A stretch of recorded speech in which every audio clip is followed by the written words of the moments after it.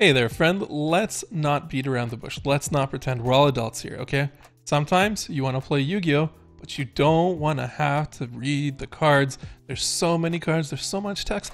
It's like reading an essay. Are you in school or are you dueling, right? In a real duel out there in the streets, no one's got time to read the cards. Well, don't worry, my friend.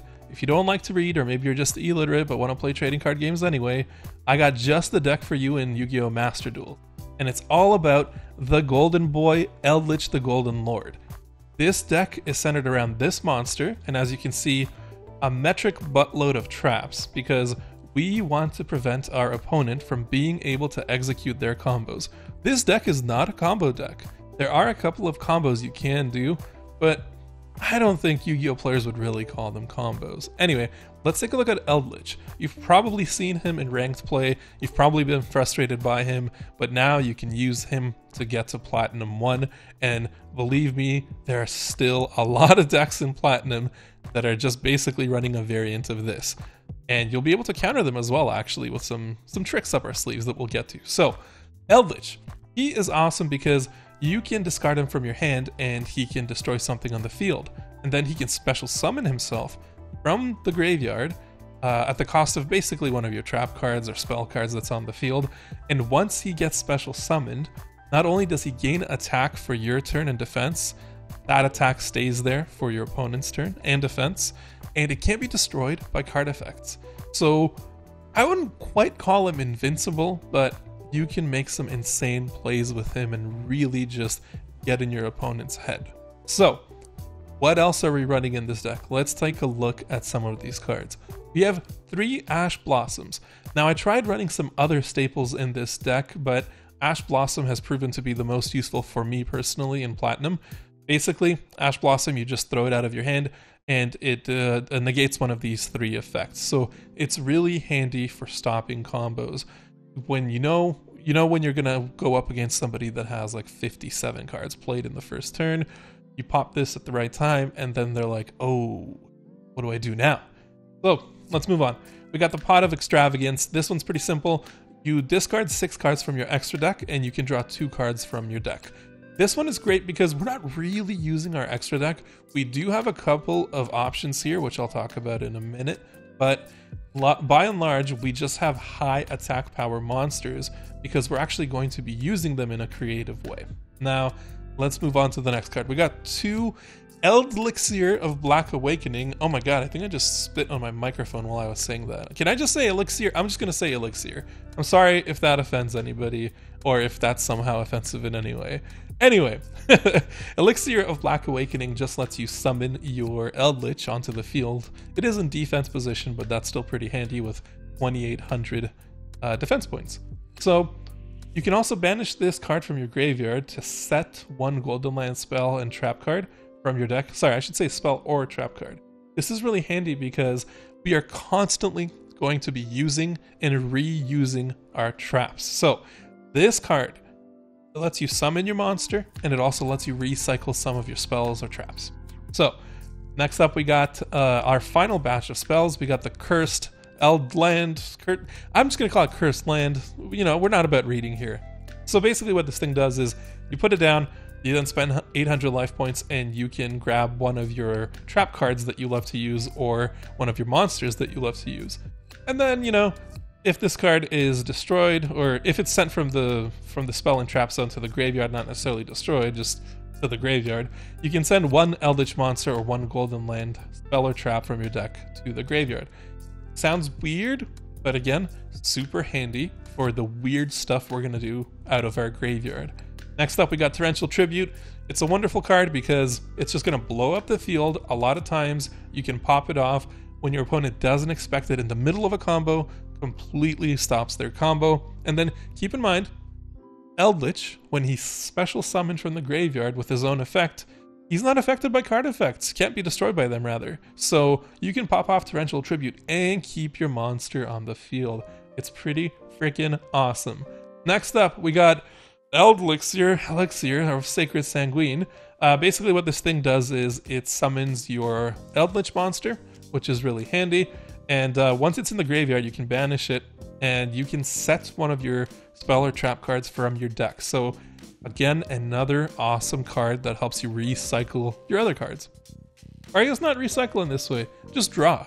Next up, we got Dogmatika Punishment, and I love this card so much. I'm not seeing a lot of play on it, maybe because it's a rare and people, you know, they like to go after SRs and URs, but this thing is awesome. It saved my bacon so many times. So basically what you want to do with this is combo interrupting again. So somebody spawns a monster that's like, I don't know, 3,000 attack, and you're thinking like, how do I deal with this? Well, you just reveal your trap card. You use Dogmatika Punishment, and then what you have to do is you have to kill one of your extra deck monsters that has a higher attack than what your opponent has. So really easy, you know, you got your Blue Eyes here with the 4500, you got your Shooting Star Dragon, you got your, what is this, 5-headed dragon classic. So you have plenty of monsters in your extra deck that will make use of Dogmatika Punishment. Next up, we've got Solemn Judgment. I mean, it's a classic. I don't really need to say much more about this. It does cost half your life points, so you want to use it strategically. So what I mean by that is if your opponent has like 6 cards in their hand and they play 1 card and you immediately Solemn Judgment that card, chances are they're probably going to be able to come back from that. They'll have something else in their hand that they can play. So really what you want to be doing with Solemn Judgment, and really most interruptions, you want to hit them towards the middle of their combo, towards the end of their combo, when it looks like they're running out of cards. So how can you tell when, you know, a combo is ending or in the middle or something? Or how can you tell when you can use this, you know, before your opponent plays a monster that's going to negate traps or something like that? Well, the trick, the secret, I guess, is to pay attention to the graveyard and the hand of your opponent. If they are low on hands in their, or what am I saying? If they are low on cards in their hand, then it's going to be a lot easier for you to break what they're doing. And they might have a high number in the graveyard, so you got to watch out for that, and you got to pay attention if there's any effects that might activate in the graveyard. Like we said, this isn't really a deck for reading, so you don't need to necessarily read the entire graveyard. Just, you know, glance at cards that go into the graveyard, see if there's a graveyard effect. If there is, keep that in mind, because you don't want to pop off this thing, lose half your life points, and your opponent can still play 3 more cards. It'll come with practice, you know? It's just game sense. Eventually you'll start noticing how archetypes play, and you'll know when to time your stuff. But generally, don't time it too early, don't time it too late, just time it in the middle. Next up, Solemn Strike. Similar card, but basically when a monster is special summoned or an effect is activated, you can pay some life points to negate it and destroy it. This is actually really handy for when people are using graveyard effects as well. So, my gosh, you know, you got Solemn Judgment, you got Solemn Strike. What are they gonna do against you? They're gonna cry is what they're gonna do. We got Imperial Order. So, you will come up against a lot of decks that like to use spell cards. Not necessarily continuous spell cards, but a lot of decks that require fusion will have a bajillion different spell cards to get to that. So this thing just shuts it down. It's awesome. However, you're paying 700 life points a turn, and you're paying them on your opponent's turn as well. It's not just you, so you gotta be careful. I have accidentally ended my winning streak with this card. If you have, let's say, like 1,000 life points, you will lose 700, and then on your next turn, this card will self-destruct. However, if you have 700 life points, this card will end you. That's it. So, bit of a double-edged sword here. Next up, we have one of the most beautiful cards in Yu-Gi-Oh! Master Duel. That's right, we got Skill Drain here. So you pay some life points. By the way, common theme in our deck, right? So you pay some life points, and your opponent's monster's effects aren't working. You're completely shutting them out. It's hilarious. People get so frustrated by this. Obviously you can play around it, and I'll tell you how, but it's just funny, you know, to see how frustrated people get by something like this. Keep in mind that when the effects are like, gosh, I'm actually forgetting the exact wording right now, but basically summon-based effects still seem to work with this card. Honestly, not sure if that's intended or not. I'm not some Yu-Gi-Oh! Expert. I'm just a platinum player in this game. You know, it's an accomplishment, but I'm not somebody that's been, you know, following the rules for 20 years like a lot of other hardcore players have. So keep in mind that with this card, it seems that summon effects will still activate. So when a card is like, if this card is normal summon, do this. It seems like that can sometimes sneak through. But regardless of that, this card is amazing. It basically says, no, no, no, mister, to all of your opponent's boss monsters or link monsters, whatever crazy stuff they're trying to pull off. Next up, we've got There Can Be Only One. This is a super handy card. It can backfire on you, like some of the cards in this deck, but it's super handy because each player can only control one monster of each type. And as we know, most high-level competitive decks are comprised of one type, sometimes maybe two. So what this means in practice is that you can have one Eldritch on the field, and they can have one, dragon on the field or something like that. They're not going to be able to spawn or summon 50 other dragons. So really good for locking down the board. However, this card prevents you from playing your bread and butter trap cards. So you really have to think about it in advance about when you're going to play this card, if you're going to play this card, because your bread and butter trap cards summon themselves to the field. However, you can't do that if this is active and you have Eldritch on the field. So you really have to think about it. Now, what's nice is that Eldritch from the graveyard can actually kill this card if you have it on the field. So you can line up sort of, I guess, Yu-Gi-Oh players don't call them combos. I'm just going to call them combos. You can line up combos with this and Eldritch because you can lock down your opponent's field for multiple turns or however long it needs to be, and then you bring out Eldritch, destroy this card, play your traps, and not always that you can get an OTK or FTK. What's the word I'm looking for? I think it's OTK that I'm looking for. But you can basically destroy your opponents in one turn, is what I'm trying to get at here. Anyway, so let's look at our bread and butter. I'm actually going to look at this one first, and then we'll go back to this one. So we got Conquistador of the Golden Land. So you flip this up, and it special summons a normal monster trap card that has, not much attack, not much defense. It's level 5. But what's nice about it is if you have Eldritch on the field when you summon this trap card, you can destroy one face-up card on the field. Oh my god. You just get free removal out of this, and you get something on the board. It's awesome. And then your other bread and butter trap card is Haquero of the Golden Land. And same kind of thing here, you flip him and he becomes a monster. He actually has a decent amount of attack, 1800. And you can banish one card from either graveyard. You're probably going to be using this to banish cards from your opponent's graveyard. It's super handy, especially if you're like coming up against decks that love to recycle dragons or whatever from the graveyard. Oh my gosh, this is so useful.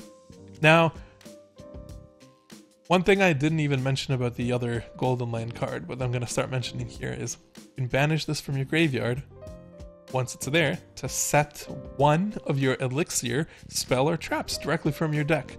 You're just constantly having this crazy draw power. It's the same thing with this other Golden Land card. So what does this mean in practice? Okay, in practice, you can use these boys to get these boys, or you can use these boys to get these boys. And if we recall, this thing summons Eldritch, and these two guys, they support Eldritch.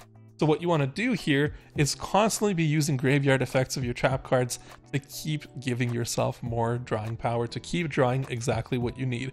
So once again, this summons Eldritch, this provides support for Eldritch and helps clear the board, but once these cards are in the graveyard, you can banish them to basically grab other, trap cards that you want to be using.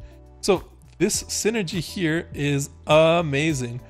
This triangle is really your bread and butter, along with obviously using Eldritch.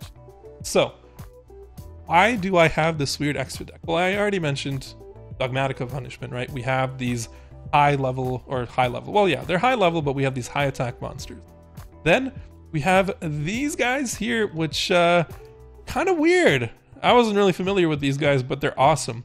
Dude, Super Dreadnought Rail Cannon, Gustav Max, and he has his own summoning animation where he kind of like, I probably can't say it because, YouTube and we want to be PG and stuff like that, but I mean, it's pretty phallic, so it's actually really funny when you summon it. I know I sound like a 5-year-old, I'm sorry, but anyway, 2 level 10 monsters, once per turn, detach 1 material, do 2000 damage to your opponent. Hey, wait a minute. Eldritch is level 10, and Eldritch can special summon himself from the graveyard. Oh ho ho! So, one thing I love to do, I will play, let's say I have 2 Eldritches on the field, I'll play my turn, you know, I'll do the battle phase, I'll go into main phase 2, and then I'll special summon this bad guy, and then I'll do 2,000 damage, right? And then I'll special summon Eldritch back from the graveyard, remember, because I had to remove him from this card, it's an Xyz, right? So I will end my turn with 1 Eldritch at 3,500 on the field without the ability to be destroyed by card effects, right? Don't forget about that. And I will also have this cannon thing that I can then use on the next turn again. Now, I have this other cannon as well. So this one is number 81, Super Dreadnought Rail Cannon Super Dora. You know, just rolls off the tongue. Also 2 level 10 monsters. You can detach 1 material from this card, then target 1 face-up monster on the field. That target is unaffected by card effects, except its own, until the end of the turn. My gosh, this is like 80,000 paragraphs. Who's going to read all this? I put this in the deck in 100 duels, maybe more duels actually. I don't think I've used it one time, so kind of feel bad about using my gems on this. However, as you can tell, you know, this is a really handy card if you can summon it, but realistically, when are you going to have this on the field and 1 other Eldritch as well? With this deck, not so much. So, you know, I wouldn't call this like a failure in my deck here, but, you know, I just haven't been able to summon this. I need to maybe think about my deck in a different way. So, all right, this video is so long. Oh my gosh, I'm so sorry. Let's look at our sample cards, or sample hands, I should say. So, what do you do, you know, when you're playing this deck? So, let's say we have this hand and we're going first. Don't blow your load with Eldritch right away. Okay? Keep this Eldritch in your hand. What you're gonna want to do is set your traps. Obviously, you're gonna use them. And use this card here, the Black Awakening Elixir. Eldlixir, I'm sorry. So use this bad boy, you'll special summon another Eldritch onto the field. So what I'm saying here is you keep the traps, and then you have the Eldritch on the field, and you have this Eldritch in your hand because you're going to use them on the next turn you let you play. So your opponent goes, you can, you know, do stuff with these traps, interrupt their combos, and then at the end of the turn, if they have something on the field still, you can pop this. Because remember, the Conquistador of the Golden Land destroys something on the field if Eldritch is present. It just has to be face up though, keep that in mind. Now, moving on to doing another hand here, I'm just going to mash this, see what we get. Similar kind of play here. If you're going first, you know, just put down your traps. You don't have to worry about Eldritch because 99% chance, I mean, I didn't actually do the math, but it's almost guaranteed that on your next turn you're going to draw a trap or a spell, because remember, we have so few monsters in our deck. So first turn, you lay these down, and then you draw on your next turn, and maybe you can use Eldritch, maybe you see how it goes. You react to your opponent. If you're going second, you know, it can be tough sometimes. It depends on your draw and the opponent's draw, like any card game. But if you're going second, not that much of a problem. You still got all these wonderful traps that you can mess your opponent up with. For example, if you're going second, and you have there can be only 1, well, your opponent is probably going to have multiple cards in the field of the same type. So you just play this and it's all good. And maybe then you summon Eldritch. Let's look at another hand here. Okay, this hand is maybe awesome, maybe not awesome. Really depends on what your opponent is doing. So if you recall Ash Blossom, you know, these are the effects that it can negate. And you can only use 1 per turn. So you have 2 here, but you're like, darn it, you can't actually use both of them. So if you're going first in a hand like this, lay down your traps, put down your Eldritch by using this card, and then just react to your opponent, basically, right? Try to negate, you know, their effects early on into the turn, but not on their first card, unless you know that first card is going to mess you up already. And then just go from there. It's a very reactionary sort of deck, right? Like, you're just playing to your opponent. I prefer to go first to set up my traps, but I've actually had more success going second, which is really weird. So a hand like this, you know, you just lay down everything, and on their turn, or maybe on your next turn, you can flip this and you can special summon your Eldritch. Now, what happens when somebody blows up your back row. Maybe they got Harpy's Feather Duster. Well, that's GG. Unfortunately, that is the shortcoming of this deck. Apart from, you know, needing to draw the right hand, but that's every deck. You're going to draw good hands most of the time. But if your opponent pops your back row, there's really nothing you can do about that. Like, yeah, if they pop and you have these cards and this card, you can recycle some stuff, or maybe even, what am I looking for? This stuff. Like, maybe you'll have a chance to come back, but a lot of times when I lose with this deck, I lose because the opponent strategically destroyed my back row. Now, with that being said, not a lot of people are running cards that are going to destroy the entire back row. It's just not the nature of the game right now. Probably never will be, but you never know. I shouldn't say that, actually. You know, the meta can always change and will change. So don't worry about that. Don't worry about your opponent destroying your back row. It will happen, but it will happen so rarely that it's not going to really impact your win rate. So let's close this video out. I swear to God, it's been recording for like 6 hours. I don't know who's watching this still, but if you are, thank you so much. I had a really good time talking about this deck. Some people find this deck to be toxic. I really don't think so. I understand why somebody feels, what's the word I'm looking for? Offended or aggravated by a deck like this. Whoop, what did I just do? Because they don't want you to, or you don't want them to be able to play their deck, but it's a trading card game. Like, control decks are a normal part of the game. And if this really is as meta as I'm saying it is, and it really is, then people will adapt to it eventually, and we'll have to mix out some of these cards and all that good stuff. But it's still early on in the game, so you can definitely use this, get to platinum. You might take some losses early on when using this deck, because if you don't know your opponent's decks and cards, maybe you're a turning player, it will take some time to pick up on when you should be using your traps. So you should always be asking yourself, oh, did I use the traps at the right time in that last duel? Should I have used them earlier or later? That kind of stuff. So don't worry about it too much.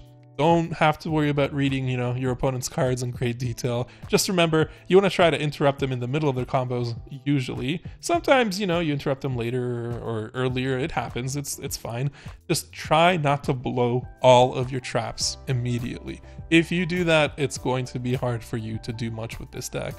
And with that being said, thank you everybody so much for watching. I hope you enjoy this weird video. I haven't made a video in like 3 years or however long it's been. I don't know.